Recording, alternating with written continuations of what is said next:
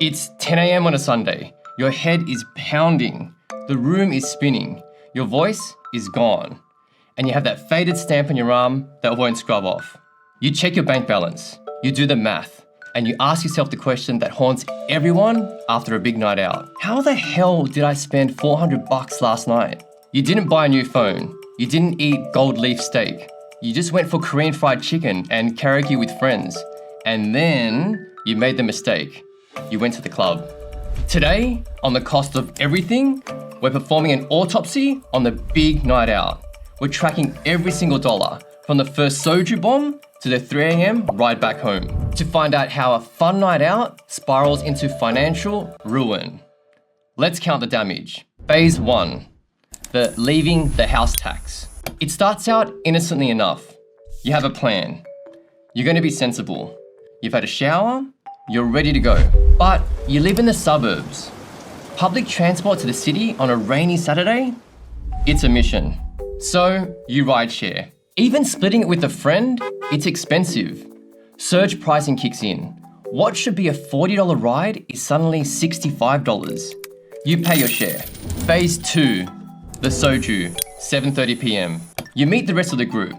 You're at a Korean fried chicken joint. It smells amazing. The K-pop is blasting. You order the chicken, $42 a box. Fine, you split that. But then comes a killer, the Soju. At the bottle shop, $10. Here, $22 a bottle. And you aren't just drinking it straight. You're making somak, soju, and beer. It's so easy to drink, but it hits like a truck later. And because you're sharing, you lose track of the cost. You're $125 deep. You're buzzing. And then someone says, "Let's go karaoke!" Phase 3, the karaoke hour, 9:30 p.m. You arrive at the karaoke place. You book a room for 1 hour, just 1 hour. You're being good. The room is $80, split between 4 ways, $20 each. Bargain. But you're thirsty, mostly because you spent the last 20 minutes trying to rap the fast part in a Blackpink song. Those dance moves are not easy. You need hydration. You have to order drinks to the room. A jug of beer is $35. A fruit platter is $45. You order 2 jugs. The hour flies by. You nail the lyrics and dance moves. You feel like an idol. The timer runs out. You stumble onto the street. It's 11 p.m. A sensible person goes home, but you have Soju energy. Someone yells, "Let's go clubbing!" Phase 4, the club, the money furnace, 11:30 p.m. This is the turning point. This is where the budget goes to die. First, the line. Then, the bouncer scans your ID. Then, the cover charge. It used to be free. Now, $25 just to walk into a room that smells like sweat and dry ice. You get inside. It's loud. You're tired, but the night's still young. You need energy. You order a vodka Red Bull or an Espresso Martini. You tap, you don't even look. Then your friend wants a shot. You buy a round of shots because you're a legend. This is the tap and go dissociation. You aren't just spending money anymore. You're just tapping plastic to make the fun continue. 2 mixed drinks and a round of shots later, you've blown another $80 in 45 minutes. Phase 5, the zombie feed, 2 a.m. The lights come on, or you realize you're too old for this. You stumble out, you're starving. The kebab, the HSP, the holy grail. With inflation, a combo meal is now $22. You buy a bottle of water too because you're dehydrated. Now it's $26. Phase 6, the surge home. You check your phone to get home. You don't live around the corner, you live about 30 minutes away.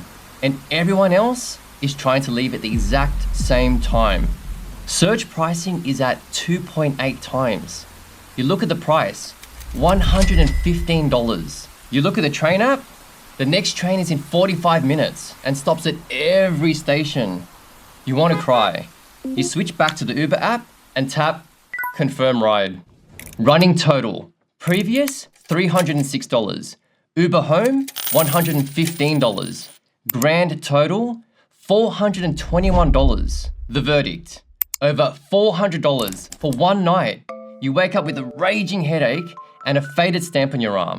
And you essentially just spent a week's rent on vodka sodas and a car ride. If you do the dinner, karaoke, and clubbing run once a month, that's nearly $5,000 a year. The system is designed this way. The surge pricing, the entry fees, the markup on alcohol. They know that by 11 p.m., your decision-making skills are gone. They bank on it. Conclusion, how to survive. So, how do we fix this without being boring? Choose sing or dance. Don't do both. Doing karaoke and clubbing is financial suicide. Pick one lane. The out in the suburbs strategy. If you live out in the suburbs, you have to leave before the train stop. That $115 Uber is the difference between saving for a house and staying broke. Catch the last train. It sucks, but it saves you a fortune. Cash is king. Leave the card at home. Take cash to the club. When the cash is gone, go home. So, we crunched the numbers. $421 for one night out. That's almost $5,000 a year.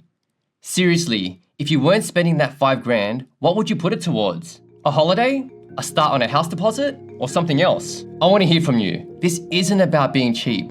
It's about being clever, so you can still have epic weekends without worrying about your bank balance. It's about making sure you're still enjoying your life while still getting ahead. Maybe you've already figured it out.